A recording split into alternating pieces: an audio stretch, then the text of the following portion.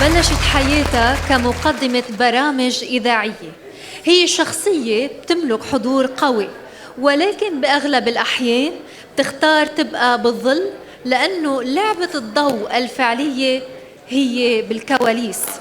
من الإذاعة للصحافة المكتوبة لتصميم شخصيات المسرح للتلفزيون، مسيرة طويلة خولتها تكون أول إعلامية تؤسس شركة للاستشارات الإعلامية والفنية بالشرق الأوسط. هي اليوم مستشارة إعلامية لأكبر شركات إنتاج الموسيقى بالعالم وعشرات الشخصيات الإعلامية والفنية. سر نجاحها الطاقة اللي بتزرعها بالناس حولها. مش ممكن الفنان مع ما يعيش النجومية.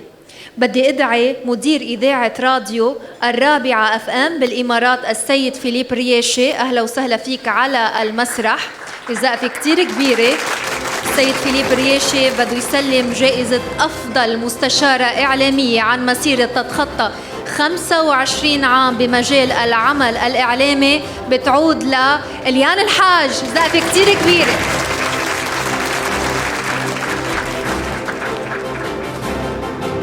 صعب الوقفة هيك، عادة بكون ورا الكواليس وناطرة الناس اللي بحبهم واللي عم بشتغل معهم وعم حس بدقات قلبهم، بس هالمرة أنا موترة.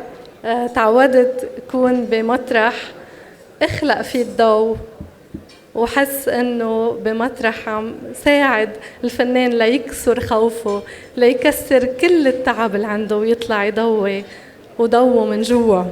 صحيح أنا خريجة إعلام بالأساس، ولكن هيدي المهنة ما اخترتها. كان عمري 28 سنة، طالع على باريس حدد عرسي.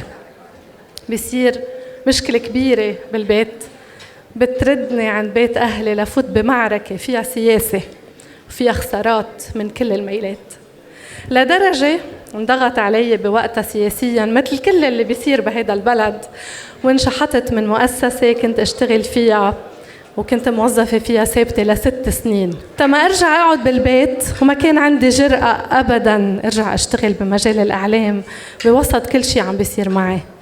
اشتغلت بمهنة تانية كنت درستها كمان، اشتغلت أسيستنت ميك اب، يعني نشفت عرق الفنانين يلي أنا اليوم مستشارة لألون بكل فخر، وبعدني بنشف عرقهم وبعدني بنشف دموعهم وبكسر خوفهم.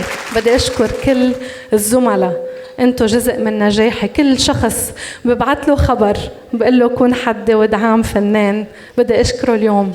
بحبكن. ما في مرة واحد بيخسر، ما في مرة واحد بينكسر إلا ما يسترجي يرجع يوقف من حي الله مطرح. شباب رح ضل نشف لكم عرقكم وما رح استحي.